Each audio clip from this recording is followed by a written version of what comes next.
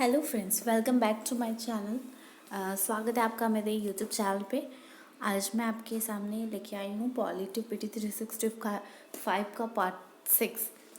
Okay, तो इस video को शुरू करने से पहले मैं आपसे कुछ बातें करना चाहती हूँ। क्या है मीन्स आप लोग ये मत समझना कि कोई भी मतलब पढ़ा रही है कैसे भी करके।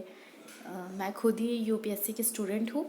ये मेरा सेकेंड ईयर है। फर्स्ट ईयर में मैंने 2020 में मैं प्रीलिम्स फर्स्ट अटेम्प्ट दी थी, तो मेरा प्रीलिम्स हो गया। मैं मेंस भी लिखी हूँ बट मेरा मेंस में नहीं हुआ, इसलिए मैं एक्सपीरियंस से आपको पढ़ा रही हूँ। और मैं आपको जो भी बताऊँगी रिलेवेंट होगा। मैं अननेसेसरी आपको नहीं बताऊँगी और आपका टाइम भी वेस्ट नहीं करूँगी। Okay, so you can trust me and please support me, कि आप लोग मोटिवेट करते हो तो मुझे अच्छा लगता है। मतलब कि मन करता है कि और मैं वीडियोस बनाऊं। और डेफिनेटली मैं पीटी 365 का ऑल वीडियोस बना लूँगी, क्योंकि ऐसा होता है कि हम जो रीड करते हैं वो उतने से अच्छे से हमें समझ में तो नहीं आता, हार्ड कॉपी हो सॉफ्ट कॉपी हो जो भी हो। बट एक बार अगर हम उसे विजुअलाइज करके वीडियो के थ्रू देख लेते हैं तो वो हमारे मीन्स माइंड में अपलोड हो जाता है। ठीक है, तो मैं खुद भी जब भी रिवीजन मुझे करना रहता है तो खुद की वीडियोस को मैं खुद भी देखती हूँ। उससे मुझे भी ये है कि रिवीजन हो जाता है। और मैं आपको बता सकती हूँ कि वीडियोस के माध्यम से जो मैं इस तरह से हिंदी में बना रही हूँ वीडियोस, उसको मैं देखती हूँ तो कंटेंट भी मेरे दिमाग में रहता है। पहले मैं इंग्लिश के देखती थी क्योंकि वीडियोस से ही होता है मीन्स अच्छे से प्रिपेयर, तो मैं वीडियोस से ही देखती थी और खुद से भी पढ़ती थी पीटी 365 का। बट क्या होता था कि कंटेंट उसमें इंग्लिश में रहते थे, तो फिर उसको मर्ज करना ये वो फिर दिक्कत हो जाता था।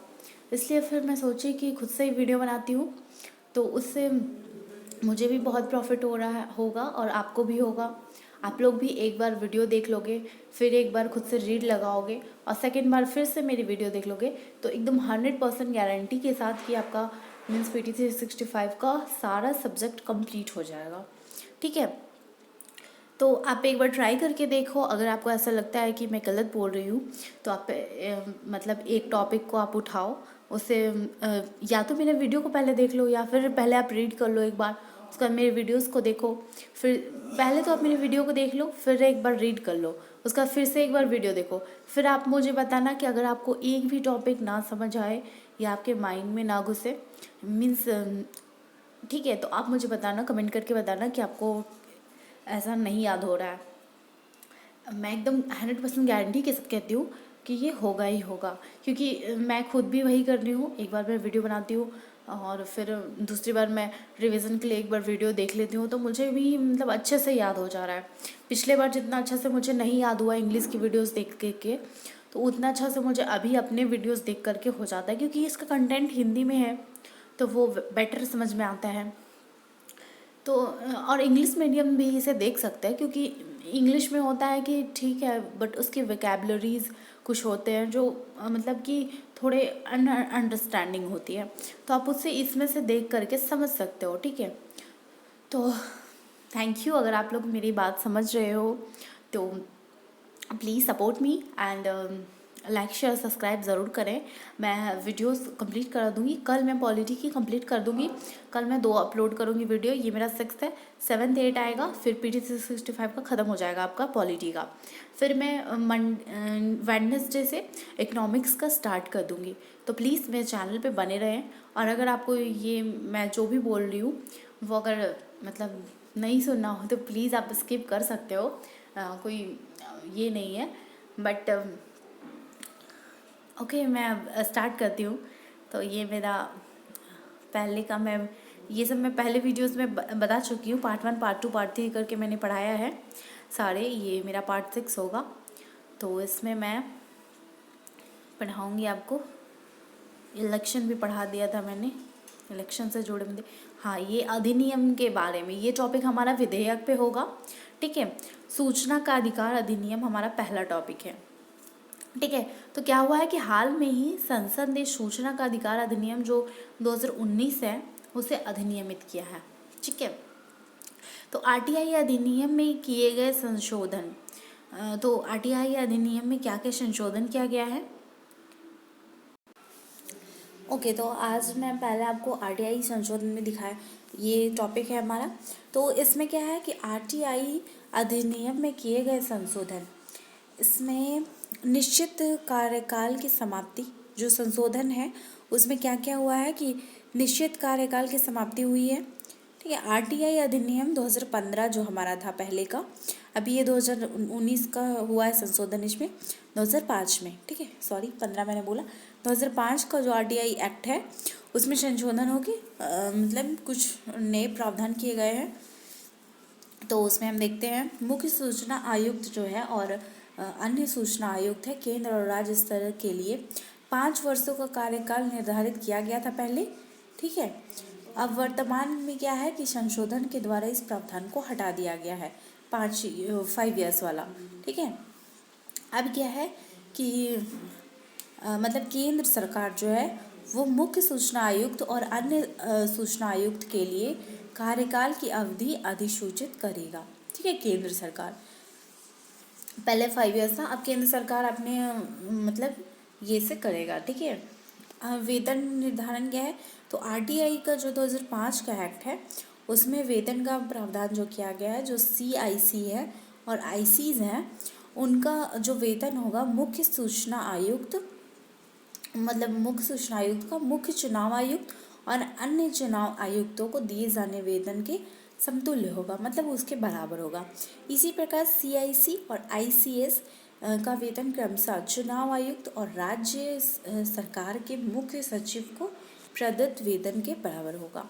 ठीक है, यह संशोधन केंद्र सरकार को केंद्र और राज्य के मुख्य सूचना आयुक्तों तथा अन्य आयुक्तों के लिए सेवा शर्त और वेतन भत्ते अन्य नियमों को निर्धारण करने का अधिकार प्रदान करता है। ठीक है, नया जो संशोधन है वो केंद्र सरकार को ये करता है, अधिकार प्रदान करता है। ठीक है, मुख्य सूचना आयुक्त और अन्य सूचना आयुक्त जो है वो उनके वेतन में उनकी पिछली सेवा के तहत मिलने वाली पेंशन या किसी अन्य प्रकार की सेवानिवृत्ति लाभ जो होने वाली है उसमें कटौती का प्रावधान लोप कर दिया गया है, मतलब कटौती अब नहीं होगा। ठीक है, उनका तो सूचना आयुक्त जो आरटीआई एक्ट हमारा 2015 का है, सॉरी 15 बार मैं बोल दे रही हूँ, 2005 का जो है उसमें क्या है कि नागरिकों को सार्वजनिक अधिकारी को सूचना प्राप्त करने की सार्वजनिक अधिकारी से सूचना प्राप्त करने की शक्ति प्रदान करके शासन को नागरिक केंद्रित बनाता है। मतलब क्या है कि ये इसमें जो आरटीआई एक्ट है उसमें कहा गया था कि जो सार्वजनिक हमारे अधिकारी हैं, ठीक है, पब्लिक ऑफिसर्स, ठीक है, उनसे सूचना प्राप्त करके, ठीक है, सूचना वो क्या करेंगे, प्रदान करेंगे कि इनको जो नागरिक होंगे, ठीक है, जो भी उनके पास आरटीआई फाइल करता है उनको ये सारी जानकारी देंगे और शासन को नागरिक केंद्रित बनाएंगे। ओके, यह जानकारी से वंचित नागरिकों को शिकायत निवारण के लिए एक तंत्र प्रदान करती है। ठीक है, शिकायत निवारण के लिए तंत्र भी प्रदान किया गया है इस एक्ट में। 2005 का हम बात कर रहे हैं, अभी 2019 वाला भी ये ऊपर में बता दिया गया आपको कि वेतन और जो मतलब कि उनका जो कार्यकाल की अवधि थी उसमें चेंज कर दिया गया। अब केंद्र सरकार अपने हिसाब से उसमें ये कर सकता है। ठीक है ना, बदलाव। आरटीआई आवेदन को सूचना प्राप्त करने के लिए किसी कारण का उल्लेख करने की आवश्यकता नहीं है। ठीक है, जैसे कि आप सिटीजन हो, आप अगर आरटीआई फाइल करते हो तो आपको उसमें रीज़न देने की कोई ज़रूरत नहीं है, बिना रीज़न के भी आरटीआई फाइल कर सकते हो। सार्वजनिक प्राधिकरण को कुछ सूचनाएं अग्रिम रूप से प्रदान करने के लिए अधिदेशित किया जाता है, क्या गया है, अपने अधिकारी को कार्यों, संरचना, शक्ति और कर्मचारी का वित्तीय जानकारी।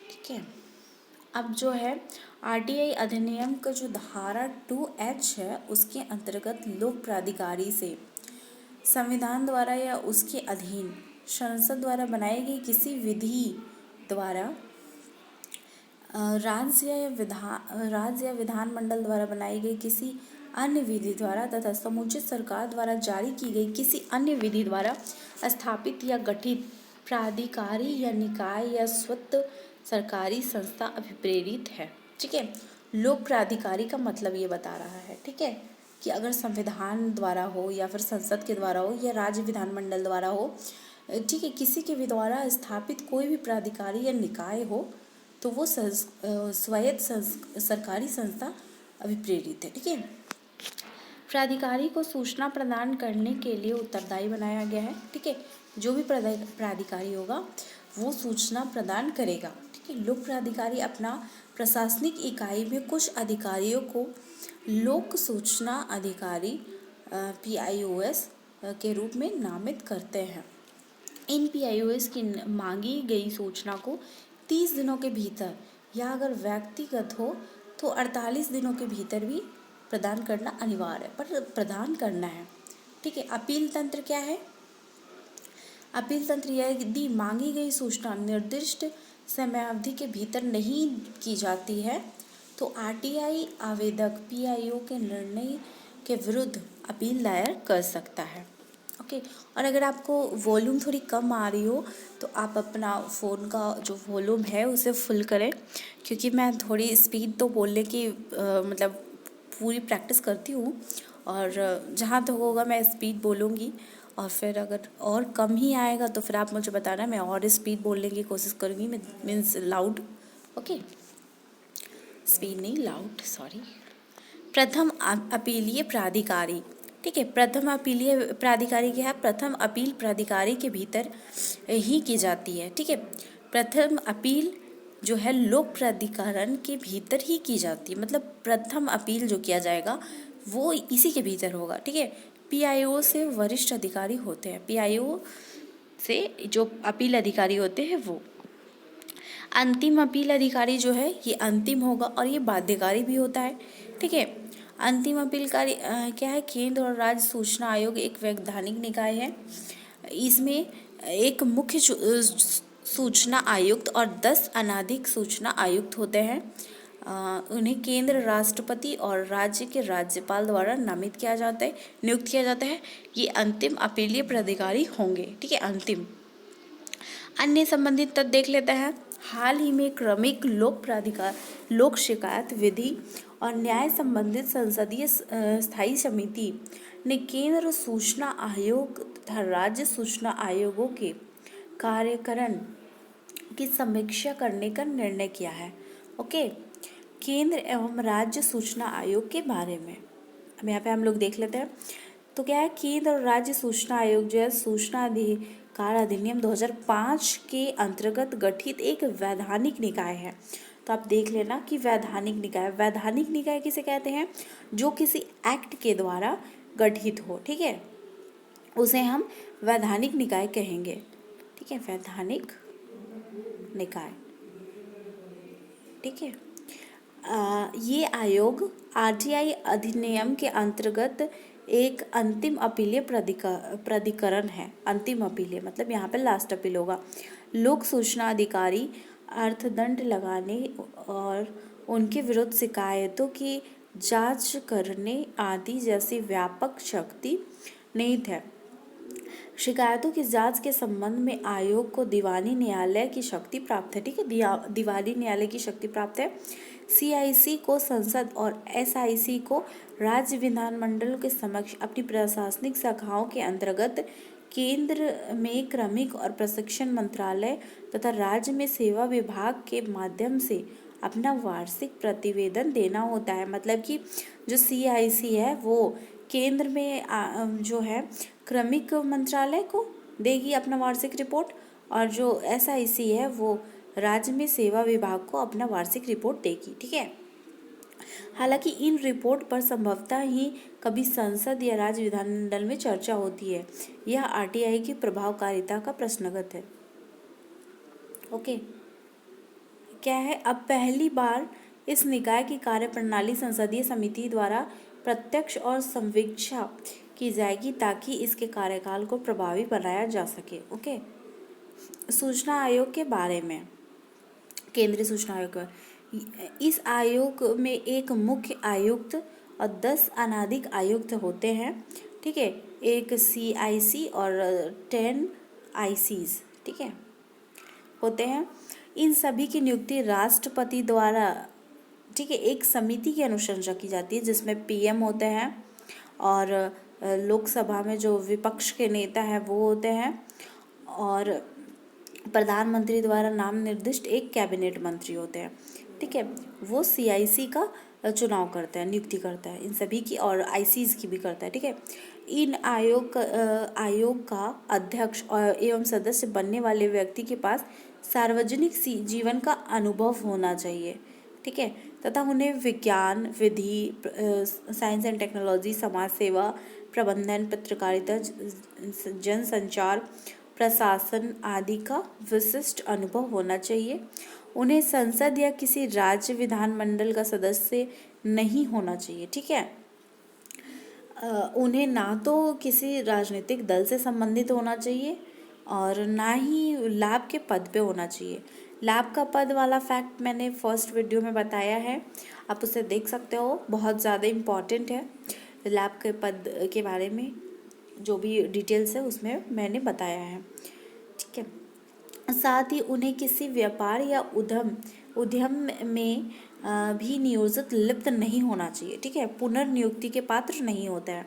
तो ये आपका एक टॉपिक भी कंप्लीट हो जाता है यहाँ पे स्टैटिक्स का, कि केंद्र सूचना आयोग एक टॉपिक है लक्ष्मीकांत में, आपने लक्ष्मीकांत तो पढ़ा ही होगा, तो उसमें भी ये आपका टॉपिक हो जाता है।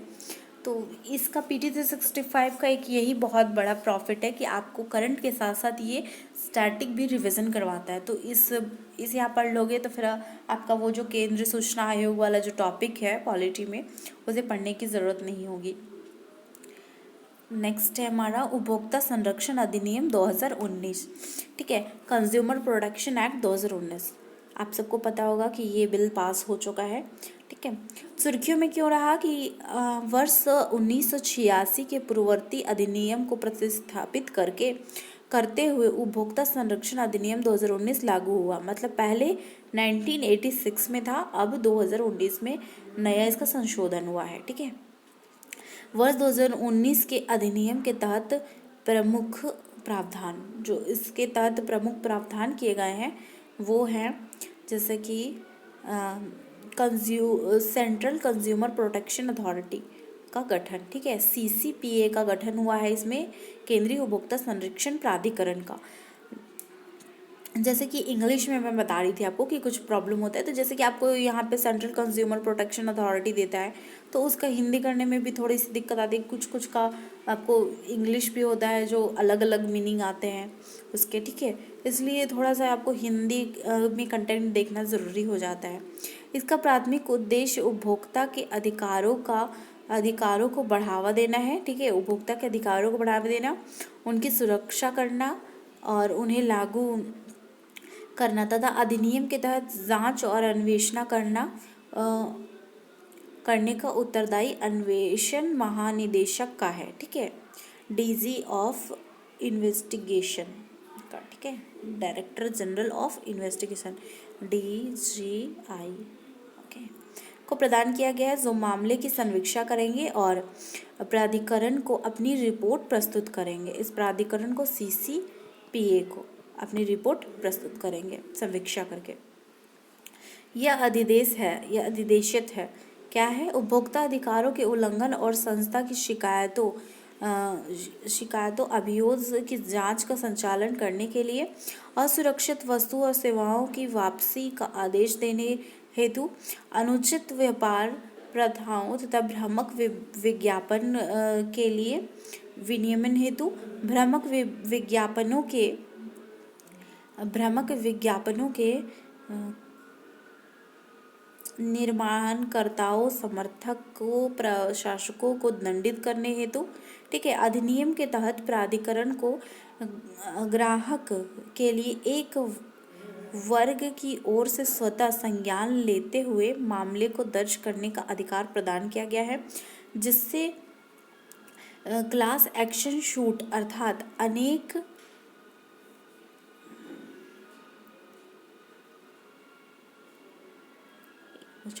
जिससे क्लास एक्शन सूट अर्थात अनेक उपभोक्ता की ओर से मुकदमा दायर करना की शुरुआत की गई है। क्लास एक्शन सूट का प्रावधान किया गया, ठीक है।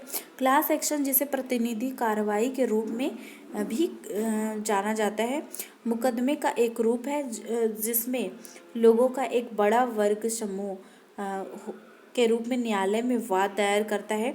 यह सामान्यतः तब दर्ज किया जाता है जब कई लोग का समान या समरूप क्षति हुआ हो, ठीक है। अब बॉक्स में देख लेते हैं क्या लिखा हुआ है। ये भी बॉक्स में है, जो नया रेगुलेशन है, ये पुराना वाला है और ये नया है। तो देखिए इसमें क्या है कि रेगुलेटर कौन था, इसमें सेपरेट रेगुलेटर नहीं था, इसमें CCPA को फॉर्म किया गया है। कंज्यूमर कोर्ट के बारे में है, तो इसमें क्या है कि कंप्लेन जो है सो फिल नहीं होता था। Consumer court where seller office is located, okay, और कंप्लेन इसमें कर सकते हो। और प्रोडक्ट लाइबिलिटी जो है इसमें कोई प्रोविज़न नहीं था, और इसमें है प्रोविज़न्स, ठीक है। और क्या है कि जुडिशरी के बारे में है, तो डिस्ट्रिक्ट कर सकता है। 20 लाख तक का अगर केस रहा तो डिस्ट्रिक्ट में होगा, और 20 से अगर 1 लाख करोड़ तक का केस रहा तो स्टेट, और 1 करोड़ से अबव रहा तो नेशनल, ठीक है। और इसमें क्या कहा गया है कि अगर 1 करोड़ तक का रहा तो डिस्ट्रिक्ट ही संभाल लेगा, और 1 से 10 करोड़ तक रहा तो स्टेट संभालेगा, और 10 से एबव रहा तो नेशनल संभालेगा आपके। और ई-कॉमर्स में इसमें नो प्रोविज़न था, और इसमें रूल्स दिए गए हैं, डायरेक्शन दिया गया है। और इसमें मेडिएशन का जो सेल था वो इसमें नो कोई प्रोविज़न नहीं है, और इसमें कोर्ट रिफ़र कर सकता है ऐसा, ठीक है, मेडिएशन का। अब भाई हमारा नेक्स्ट ये बॉक्स में देख लेते हैं। तो इसमें लिखा गया है कि नए अधिनियम में प्रदान किए गए 6 उपभोक्ता अधिकार, ठीक है। जो नया हमारा 2019 का जो अधिनियम है उसमें 6 प्रदान किया गया है उपभोक्ताओं को अधिकार, 6 नए अधिकार। संरक्षण का अधिकार है, जीवन और संपत्ति के लिए खतरनाक वस्तुओं, ठीक है, उत्पादों, सेवाओं के विपणन के विरुद्ध, विपणन मतलब कि मार्केटिंग, ठीक है, बेचना, उसके विरुद्ध संरक्षण का अधिकार है, ठीक है। व्यापार वही आप रख लो, मार्केटिंग व्यापार वही बेचना। अनुचित व्यापार प्रथाओं के विरुद्ध उपभोक्ता को संरक्षण प्रदान करने के लिए वस्तुओं, उत्पादों या सेवाओं की गुणवत्ता, मात्रा, शुद्धता, मानक या मूल्य के बारे में सूचित होने का अधिकार है, ठीक है। कि आप कोई भी उत्पाद खरीदते हो तो आपको उसकी मात्रा, उसकी क्षमता, उसकी शुद्धता, उसके मानक और उसका मूल्य जानने का अधिकार है, ठीक है। और आपको ये अधिकार कोई छीन नहीं सकता। अब ऐसा इसमें प्रावधान किया गया है। प्रतिस्पर्धी कीमतों पर विभिन्न प्रकार की वस्तु, उत्पादों या सेवाओं तक पहुंचने हेतु जहां भी संभव हो आश्वस्त होने का अधिकार है। सुने जाने का अधिकार, ठीक है, सुने जाने का अधिकार है। और इस संदर्भ में आश्वासित होना कि उचित मानों पर उपभोक्ता के हितों को न्यायोचित वरीयता प्रदान की जाएगी। अनुचित व्यापार व्यवहार या प्रतिबंधात्मक व्यापार प्रथाओं या उपभोक्ता के निर्लज्ज शोषण के विरुद्ध प्रतितोष का अधिकार है। उपभोक्ता जागरूकता अधिकार है। तो अब ये 7 अधिकार है, इन 6 अधिकार है, 6 को अच्छे से देख लेना क्योंकि इस बार पूछ सकता है, नया है, चर्चा में है। उपभोक्ता विवाद निर्णय प्रक्रिया का सरलीकरण, ठीक है। तो ये क्या है कि राज्य और जिला आयोग का सशक्तिकरण किया गया है ताकि वे अपने स्वयं के आदेशों की समीक्षा कर सके, ठीक है। और अपने आदेशों को लागू करने के लिए उपभोक्ता आयोग को सशक्त किया गया है, ठीक है। 21 दिवस में निर्दिष्ट अवधि के भीतर स्वीकार्यता के प्रश्न पर निर्णय नहीं लिया जाता है तो शिकायतों को स्वतः स्वीकार्य मान लिया जाएगा। उपभोक्ता आयोग तक पहुंच को सुगम बनाने के लिए निवास स्थान, कार्यस्थल से आवेदन, ई फाइलिंग, वीडियो कॉन्फ्रेंसिंग के द्वारा सुनवाई का उपाय भी किया जाएगा, ठीक है। वैकल्पिक विवाद समाधान क्या है? ऐसी शिकायत जिसमें आरंभिक निपटान की संभावना निहित हो और पक्षकार इसके लिए सहमत हो, उनको उपभोक्ता आयोग द्वारा मध्यस्थता के लिए संदर्भित किया जाएगा, ठीक है। और क्या मध्यस्थता प्रक्रिया जो है वो उपभोक्ता आयोग के तत्वाधान में स्थापित होने वाला एक मध्यस्थता प्रकोष्ठ या फिर मीडिएशन सेल में आयोजित की जाएगी।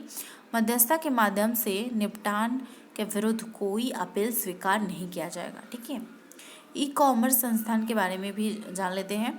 तो ई कॉमर्स क्या है कि अपने उद्यम देश सहित रिटर्न प्रतिदेय, एक्सचेंज, वारंटी, गारंटी, आपूर्ति व लदान, भुगतान के तरीके, शिकायत निवारण तंत्र, भुगतान के तरीके की सुरक्षा, शुल्क वापसी समिति संबंधित विकल्प आदि के बारे में सूचना प्रदान करना अनिवार्य होगा। ठीक है।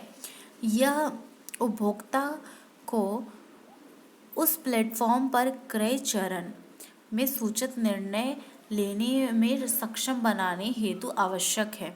इस अधिनियम के तहत ई कॉमर्स प्लेटफॉर्म को 48 घंटों के भीतर उपभोक्ता को शिकायत प्राप्ति की सूचना प्रदान करना अनिवार्य होगा। ठीक है। 48 आवर्स के अंदर ही उन्हें शिकायत प्राप्ति की तिथि से 1 माह के भीतर शिकायत निवारण करना होगा। ठीक है। इस उद्देश्य के लिए उन्हें शिकायत निवारण अधिकारी नियुक्ति करने की आवश्यकता है। ठीक है। GRO।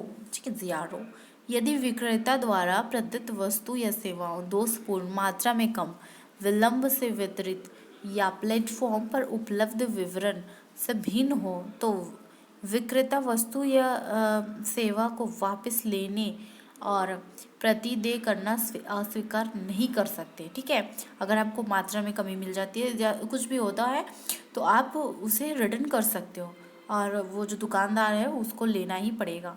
ठीक है। ये बॉक्स में देख लेते हैं। बॉक्स में बहुत इंपॉर्टेंट चीज़ें रहती है, इसलिए आप इसे कभी भी स्किप मत करना।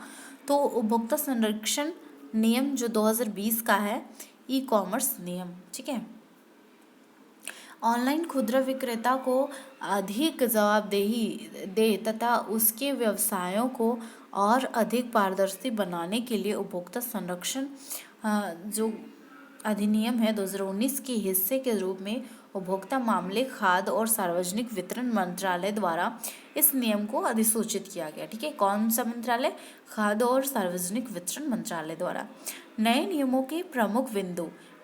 ये नियम भारत या विदेशों में पंजीकृत परंतु भारतीय उपभोक्ता को वस्तुओं एवं सेवाएं प्रदान करने वाले सभी इलेक्ट्रॉनिक खुदरा विक्रेताओं पर लागू होंगे।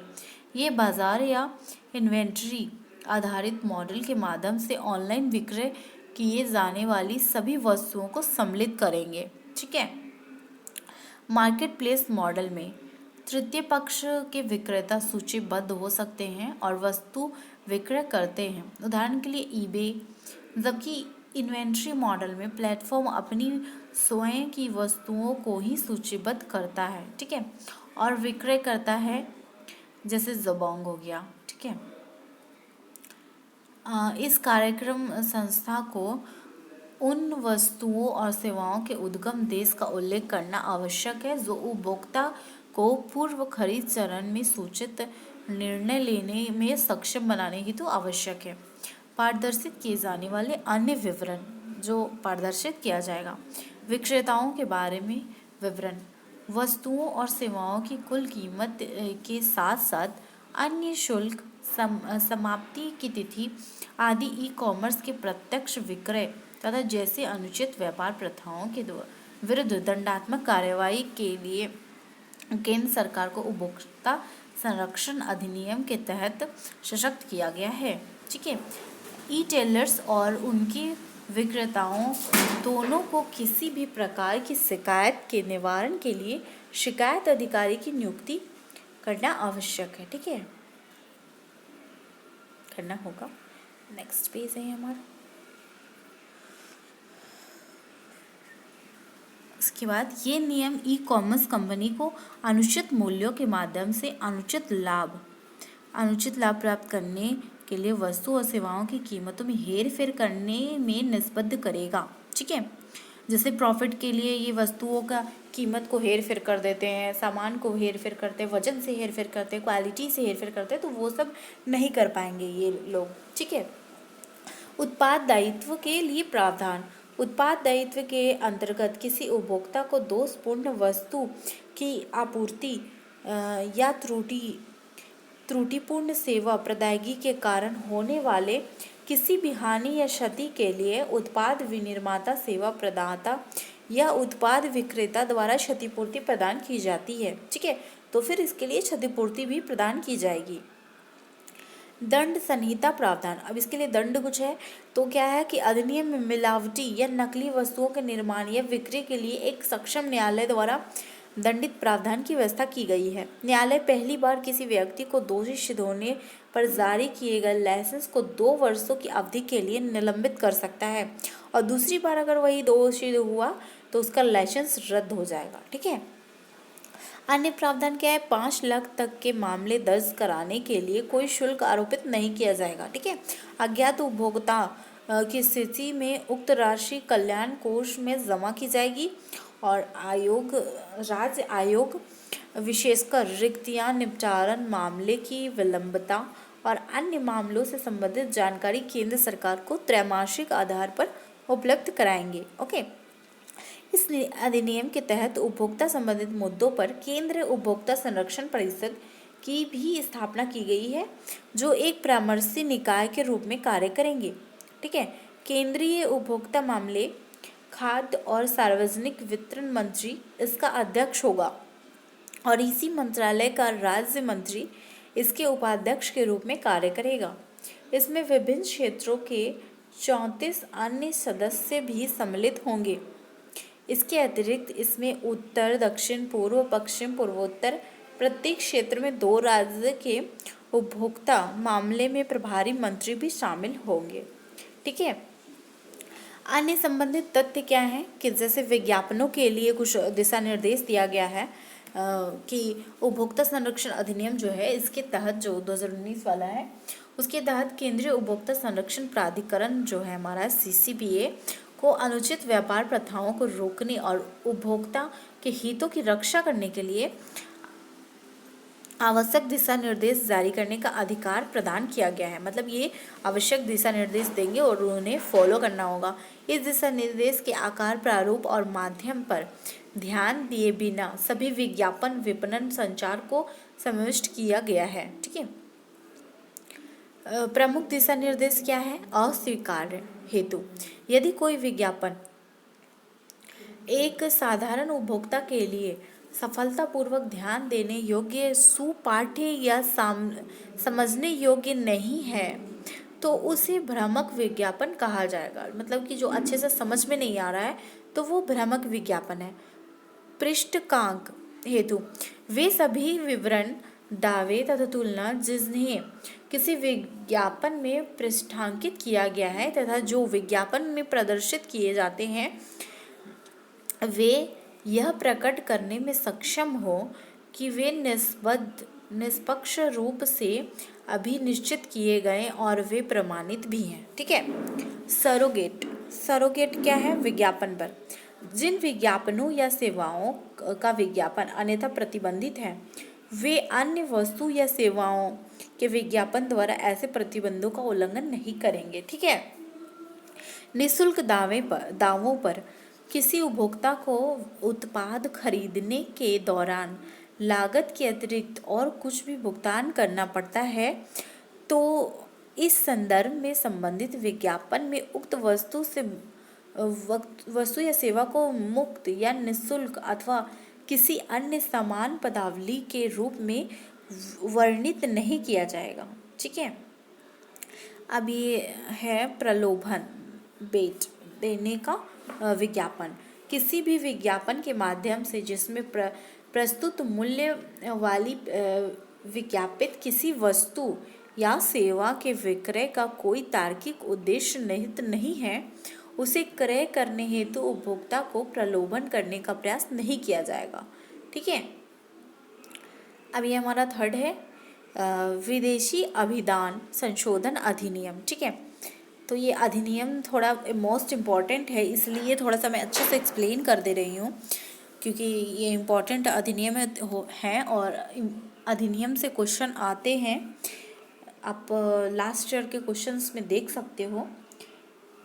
अधिनियम से रेगुलर क्वेश्चन रहते हैं, ठीक है। तो इसलिए आप अधिनियम को अच्छे से करना, जैसे मैं समझाती हूँ समझते जाओ।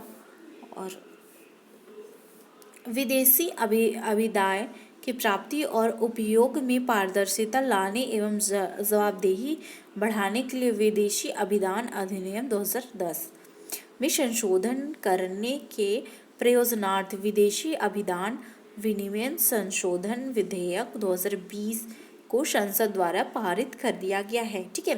जैसे कि विदेशों से जो अंशदान की प्राप्ति होता है उसका उपयोग की पारदर्शिता और जवाबदेहिता के लिए, ठीक है ना, ये लाया गया है FCRA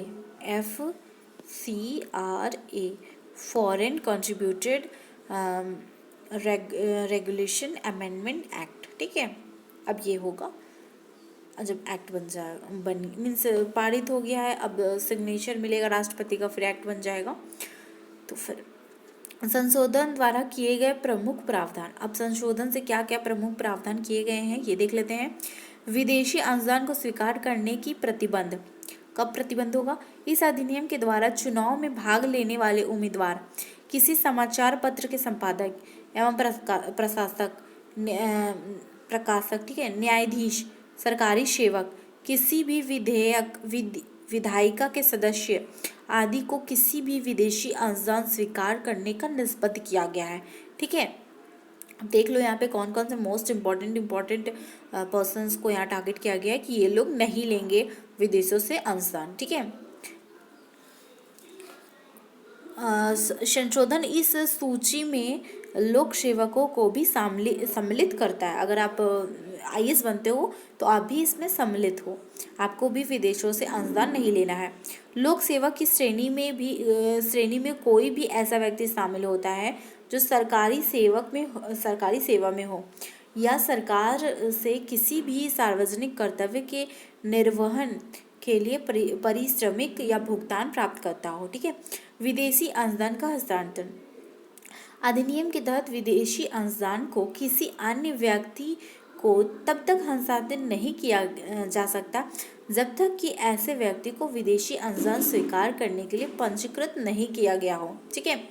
मतलब पंजीकृत किया गया है तभी कोई अंशदान ले सकता है, हस्तांतरण कर सकता है, नहीं तो नहीं कर सकता।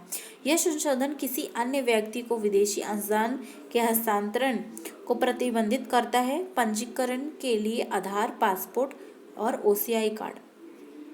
संशोधन में उपबंध किया गया है कि पूर्व अनुज्ञा या अनुमोदन के इच्छुक किसी भी व्यक्ति को प्रमाण पत्र के अनुदान या नवीकरण के लिए पदाधिकारी या निदेशक को अपनी आधार संख्या उपलब्ध करानी होगी। विदेशी होने के मामले में पहचान हेतु पासपोर्ट अथवा भारतीय विदेशी नागरिकों की एक प्रति जमा करनी होगी, ठीक है। अब FCRA का खाता क्या है कि संशोधन में वर्णित है कि विदेशी अंशदान बैंक द्वारा FCRA खाते के रूप में निर्दिष्ट खाते में ही प्राप्त किया जा सकता है। यह खाता केवल SBI नई दिल्ली की शाखा में ही खोला जा सकता है, जैसे कि केंद्र सरकार द्वारा अधिसूचित किया गया है। विदेशी अंशदान के अतिरिक्त कोई भी धन इस खाते में प्राप्त या जमा नहीं किया जाएगा।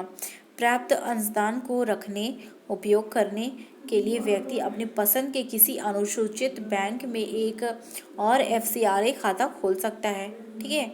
विदेशी अंशदान के मीन्स इसमें इतना सिंपल लैंग्वेज में भी लिखा हुआ है कि मैं अभी से मतलब आपको क्या समझाऊँ। जैसे कि आप तो समझ ही रहे हो कि दिल्ली में जो स्टेट बैंक का एक ब्रांच है वहाँ पे केवल सिर्फ इसका एक खाता खोल सकते हो आप लोग, ठीक है। और इसमें सिर्फ और सिर्फ FCRA से जो विदेशों से अंशदान आएगा वही इसमें जमा कर सकते हो। तो जहाँ मैं समझाने वाली बात आएगी मैं समझा दूँगी खुद से, और जहाँ मुझे लगेगा कि लैंग्वेज ईजी है तो मैं उस लैंग्वेज में आपको बता दूंगी, आप बस पेशेंस से सुनना, ठीक है।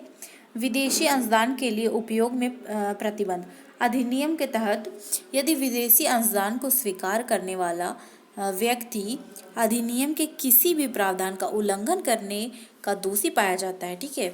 अगर ये जो कुछ भी प्रावधान दिए गए उसका उल्लंघन कोई करता है तो प्रयुक्त अप्रयुक्त विदेशी अंशदान का उपयोग केवल केंद्र सरकार की पूर्वानुमति के साथ ही किया जाएगा। मतलब फिर केंद्र सरकार अगर अनुमति देते हैं पहले, तभी ये मतलब कि विदेशी अंशदान का उपयोग करेंगे। संशोधन में उबंध किया गया है कि सरकार संक्षिप्त जांच या फिर ऐसी किसी लंबित जांच के आधार पर ऐसे व्यक्तियों के लिए प्रयुक्त विदेशी अंशदान के उपयोग को प्रतिबंधित कर सकती है।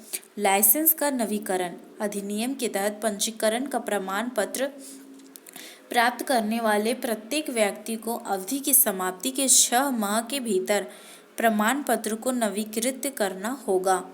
इस संशोधन के अनुसार सरकार यह सुनिश्चित करने के लिए प्रमाण पत्र को नवीकृत करने से पूर्व जांच कर सकती है कि व्यक्ति अधिनियम में निर्दिष्ट सभी शर्तों का अनुपालन किया है कि नहीं। ठीक है। प्रशासनिक उद्देश्यों के लिए विदेशी अंशदान के उपयोग की कमी। इस अधिनियम के तहत विदेशी अंशदान प्राप्त करने वाले व्यक्ति को केवल उसी उद्देश्य के लिए इसका उपयोग करना चाहिए जिसके लिए अंशदान प्राप्त हुआ है। इसके अतिरिक्त उन्हें 50% से अधिक अंशदान का उपयोग प्रशासनिक व्यय को पूर्ण करने के लिए नहीं करना चाहिए। ठीक है। ये छोटा सा है, हम देख लेते हैं विदेशी अभिदाय अधिनियम के बारे में। ठीक है। ये क्या है, FCRA जो है एक स्वैच्छिक संगठनों में विदेशी धन के प्रवाह को विनियमित करने के लिए लागू किया गया है, ताकि इस प्रकार के धन को किसी भी संभावित तरीके से देश विरोधी गतिविधियों के लिए प्रयोग ना किया जा सके। ठीक है। भारत में FCRA के माध्यम से व्यक्ति, संघ और कंपनी द्वारा दान की गई विदेशी निधि को निग्रहित गृह मंत्रालय द्वारा की जाती है। मतलब निगरानी गृह मंत्रालय करते हैं। ठीक है।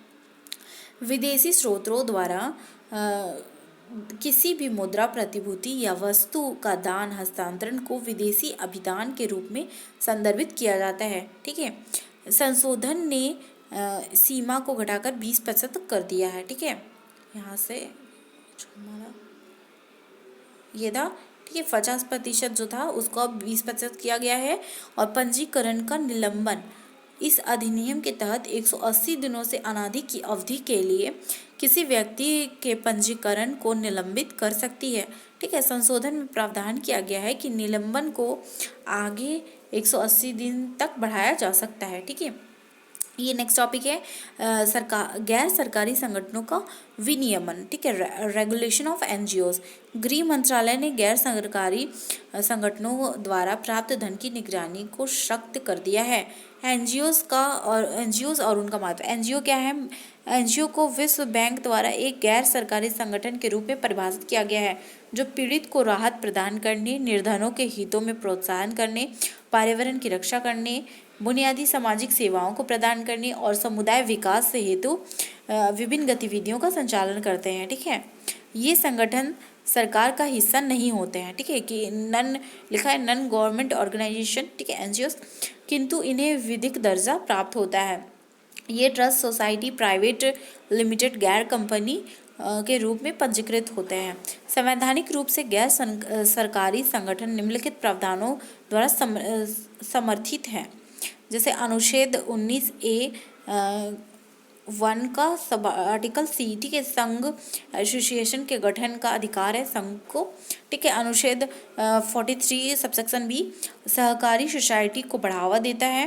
ठीक है। समवर्ती सूची में भी धर्मार्थ संस्थानों, धार्मिक विन्यासों और धार्मिक संस्थाओं का उल्लेख है। ठीक है।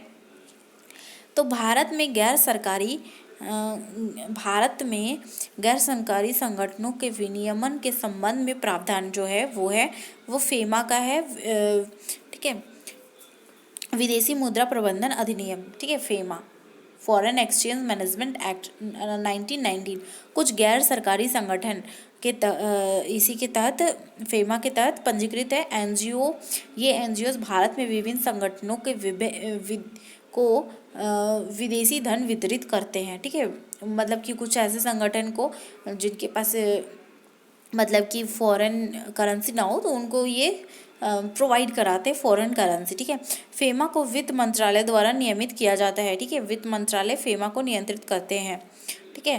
इसे बाह्य व्यापार और भुगतान को सुविधाजनक बनाने के लिए उद्देश्य से विदेशी मुद्रा से संबंधित कानून को समेकित और संशोधित करने के लिए प्रयुक्त किया गया है।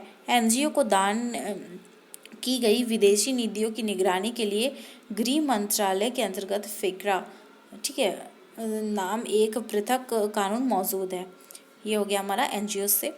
अब ये है प्रदत्त विद्युत नियम 2020, ठीक है, draft electricity rules consumer right of consumers के ये लिए है। विद्युत मंत्रालय द्वारा जारी इन नियमों का उद्देश्य प्रमुख सेवा की पहचान करना, इन सेवाओं के संबंध में न्यूनतम सेवा स्तर और मानकों को निर्धारण करना तथा उपभोक्ताओं के अधिकारों के रूप में मान्यता प्रदान करना है। जबकि विद्युत अधिनियम 2003 में एक उपभोक्ता चार्टर है। नवीनतम प्रारूप उपभोक्ता के सशक्त बनाता है, ठीक है, उपभोक्ता को उनके लिए नए आपूर्ति अधिकार प्रस्तुत करता है, ठीक है। ये जो नया अधिनियम है वो प्रमुख विशेषता क्या है इसमें कि प्रीपेड स्मार्ट प्रीपेड मीटर के लिए एक नए कनेक्शन, विलंबित बिलिंग और गलत पैमाइश के मुद्दे को हल करने के लिए ये किया गया है। सेवा में की विश्वसनीयता, उपभोक्ता को उनके अधिकार के रूप में 24/7 विद्युत आपूर्ति की पहचान करना। हालांकि कृषि जैसे उपभोक्ताओं की कुछ श्रेणियों के लिए आपूर्ति के कम घंटे को निर्दिष्ट किया जा सकता है, ठीक है। उपभोक्ताओं को मुआवजा, एक उपभोक्ता बिना किसी आपूर्ति के मुआवजे, बिजली आपूर्ति के में रुकावट और डिस्कॉम द्वारा बिजली आपूर्ति के मुद्दे को हल करने में लगाने वाले समय के लिए क्षतिपूर्ति का दावा कर सकता है। ऑनलाइन बिलिंग भुगतान, 1000 रुपये या अधिक का बिल भुगतान ऑनलाइन किया जा सकता है और उपभोक्ताओं को छूट के माध्यम से डिजिटल रूप से भुगतान करने हेतु कुछ प्रोत्साहित किया जाएगा, ठीक है। अब ये है बिजली प्राइज्यूमर। प्राइज्यूमर उपभोक्ता की एक ऐसी श्रेणी है जिसमें एक विद्युत उपभोक्ता भी एक आपूर्तिकर्ता बन जाता है।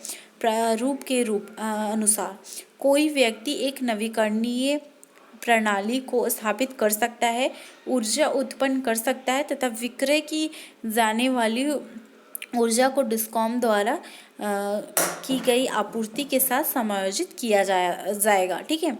अन्य सुर्खियां क्या है ये भी देख लेते हैं। सुर्खियों में रहे अन्य महत्वपूर्ण विधेयक, सिगरेट और अन्य तंबाकू उत्पाद प्रतिषेध और व्यापार तथा वाणिज्य उत्पादन विधेयक 2020, ठीक है।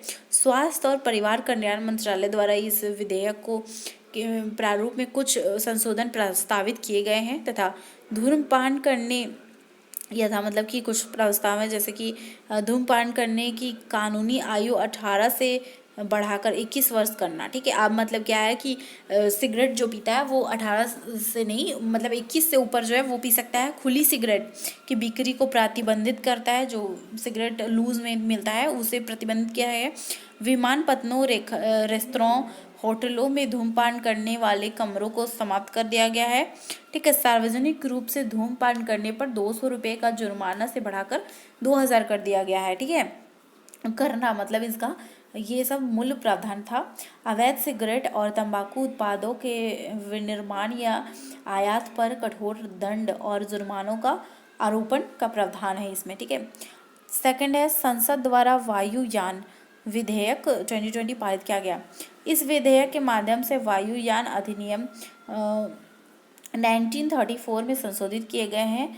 यह अधिनियम नागरिक विमानों के निर्माण, उपयोग, बिक्री और लाइसेंस को नियंत्रित करता है, ठीक है। इनमें पहले से मौजूद 3 निकाय को सार्वजनिक संवैधानिक दर्जा प्रदान करने हेतु कुछ प्रावधान किए गए हैं। नगर विमानन महानिदेशालय DGCA जिसका निरीक्षण और विनियामक दायित्व प्रदान है। नगर विमानन सुरक्षा कार्यक्रम जो नगर विमानन सुरक्षा से संबंधित विनियामक निरीक्षण कार्य हेतु उत्तरदायित्व है। विमान दुर्घटना जांच ब्यूरो जो विमान दुर्घटनाओं के जांच से संबंधित होंगे। DGCA को एयरलाइंस, विमानपत्तनों और अन्य विमान संस्थाओं पर 1 करोड़ रुपए तक का जुर्माना आरोपित करने का अधिकार प्रदान है। भारत में सट्टेबाजी, जो सट्टेबाजी है उस पर भी एक विधेयक आया, ठीक है। राज्य वित्त मंत्री ने भारत में सट्टेबाजी को वैध करने का प्रस्ताव रखा। सट्टेबाजी के बारे में, सट्टेबाजी शब्द जुए से संबंधित गतिविधियों को संदर्भित करता है। जुआ सामान्य शब्द जैसे कि सट्टेबाजी का संरचना आधारित समझौता है, ठीक है। और सार्वजनिक विद्युत अधिनियम 1868 जो एक्ट है वो भारत में जुए को शासित करने एवं अन्य सामान्य विधि है। भारत में ऑनलाइन जुए को शासित करने की कोई विशिष्ट संघीय विधि उपलब्ध नहीं है अभी तक, ठीक है। जुए और सट्टेबाजी राज्य सूची के विषय हैं। हालांकि राज्य में ध्रुव संबंधित विधानों के अंतर्गत जुए को परिभाषित नहीं किया गया है। भारतीय कानून प्रत्येक खेल को कौशल के खेल और संयोग के खेल के रूप में विभेदित करता है। यह आभासी खेलों, अनुमानित परिणामों वाले खेलों को पारंपरिक सट्टेबाजी को अलग करता है। इस प्रकार आभासी खेलों जैसे स्पोर्ट्स में सट्टेबाजी वैध है क्योंकि यह कौशल का खेल है। ध्रुव संबंधी विधानों के अंतर्गत निम्नलिखित को जुए में शामिल नहीं किया गया है कि जैसे कि घुड़ दौड़ पर सट्टेबाजी, कौशल के खेल जैसे कि ये सब कौशल वाली होती है, ये लॉटरी हो गया। इस प्रकार आभासी खेलों में सट्टेबाजी वैध है क्योंकि यह कौशल का खेल है, ठीक है।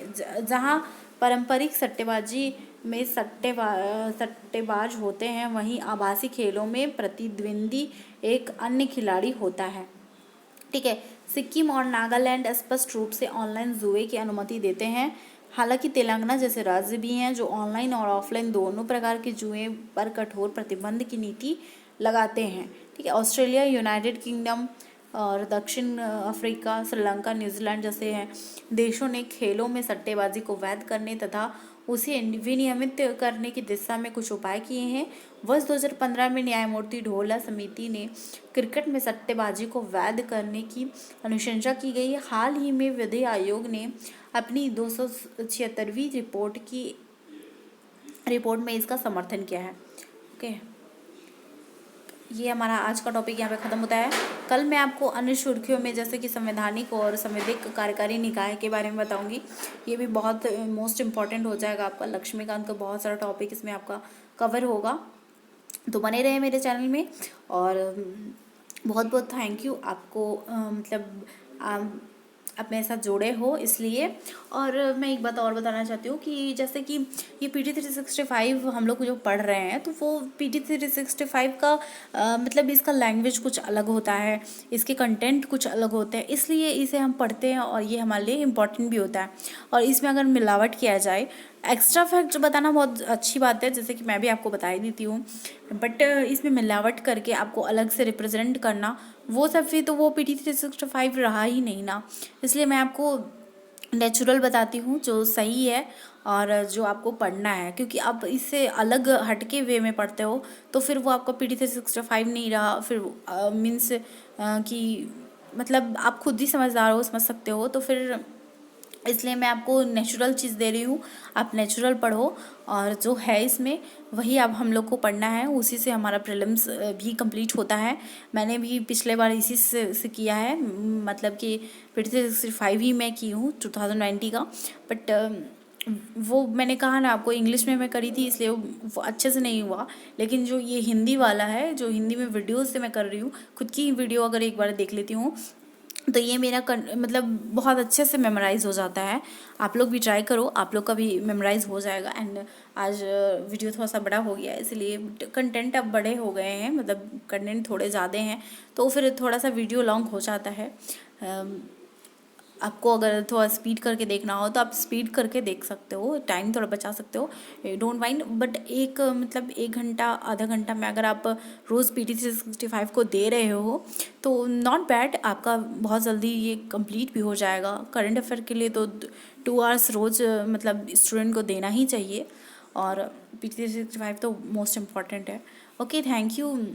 अगर आपको कि मेरा ये पढ़ाना अच्छा लगा हो, मेरी जो मैंने कहा वो सब अच्छा लगा हो, तो प्लीज़ लाइक से सब्सक्राइब करें और सब्सक्राइब ज़रूर करें, प्लीज़ सपोर्ट करें ताकि मुझे मोटिवेशन मिले, मैं सारा वीडियो बनाऊं। क्योंकि इतना देर बोलने में ये तो थोड़ा सा मेहनत है, इसलिए आप लोग मेहनत को समझें एंड सपोर्ट करें। Thank you.